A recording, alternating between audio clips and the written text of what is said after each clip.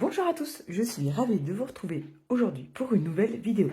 Nous allons aborder la symétrie axiale. Donc j'ai fait une petite vidéo cet été de révision sur la symétrie axiale avec Caro. Là je vais donc rappeler comment construire le symétrique, on dit, par la symétrie axiale. C'est pas facile déjà de faire pour les élèves la différence entre symétrique et la symétrie. Donc la symétrie c'est la transformation. Donc ici la figure doit se plier par rapport à la droite rouge et vous voyez que normalement on est censé compter les carreaux, mais là il n'y en a pas, donc on est un petit peu coincé.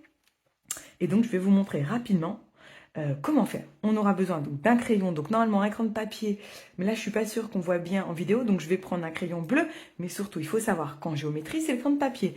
Et pour cette technique, je vais utiliser le compas, parce qu'on pourrait très bien utiliser l'équerre, mais l'équerre est un outil assez compliqué pour les enfants 10 et encore plus pour les enfants dyscalculiques. Alors, pour les enfants lambda, ça peut être un peu compliqué. Moi, j'aime bien quand il n'y a pas ce côté-là sur l'équerre, parce qu'en fait, vraiment, ce qui nous intéresse, c'est le côté de l'endroit. Aujourd'hui, c'est pour ça que je ne l'utilise pas et que nous allons nous focaliser avec le compas. Donc, dès que j'ai ma chaîne YouTube, c'est en cours. Voilà, certains savent que dans ma vie privée, c'est un petit peu compliqué en ce moment. Je n'ai pas beaucoup de temps, donc je continue à alimenter ma page Facebook et bientôt la chaîne YouTube, et j'expliquerai le meilleur des compas. Pour moi, c'est celui-ci. Vraiment en ferraille et avec la petite sécurité, mais je vous montrerai comment les autres, on peut aussi les utiliser de manière opportune. Alors, c'est parti.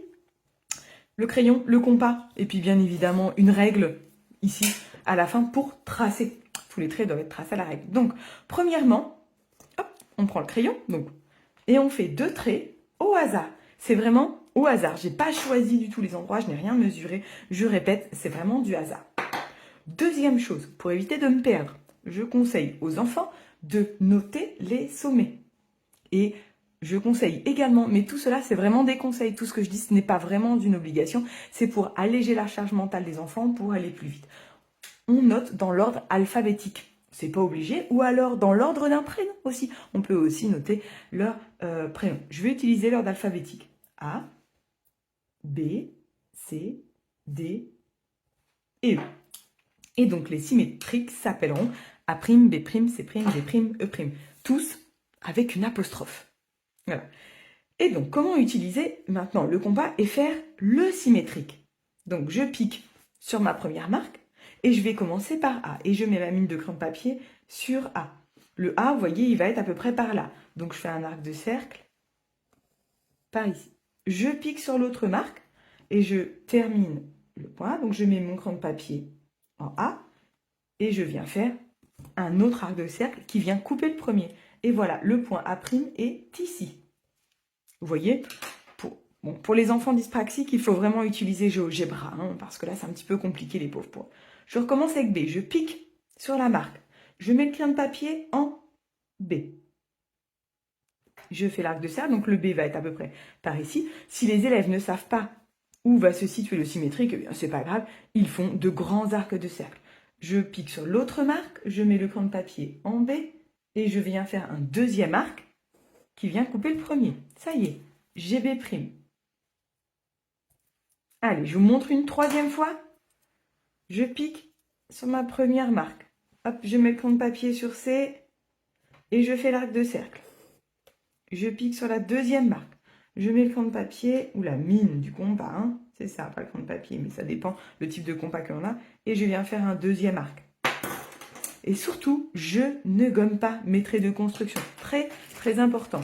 Est-ce que j'ai une gomme? Oui. Vous voyez, si les arcs ils sont un petit peu grands, j'ai le droit de gommer un petit peu pour éviter de confondre avec d'autres arcs. Sait-on jamais? Mais surtout, on laisse toujours en mathématiques les traits de construction. Cela indique au professeur comment l'enfant a fait. Allez, c'est parti. Je termine avec D et E rapidement.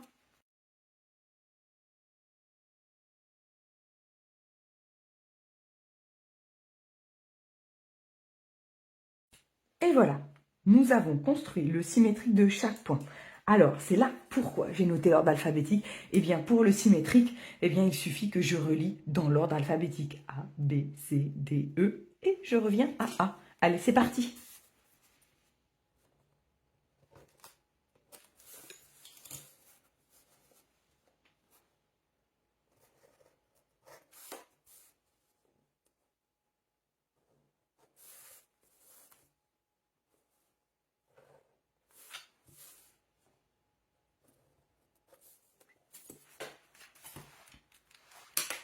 Et voilà, j'ai construit le symétrique de la figure par une symétrie axiale.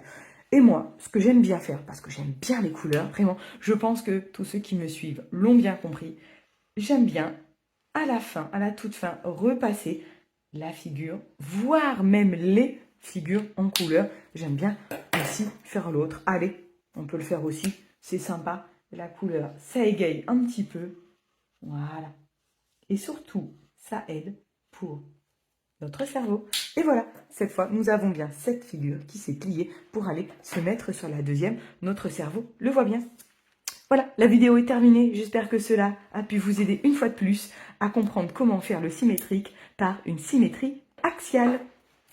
Je vous laisse. Merci encore de me suivre sur la page et je vous dis à bientôt. Ciao, ciao!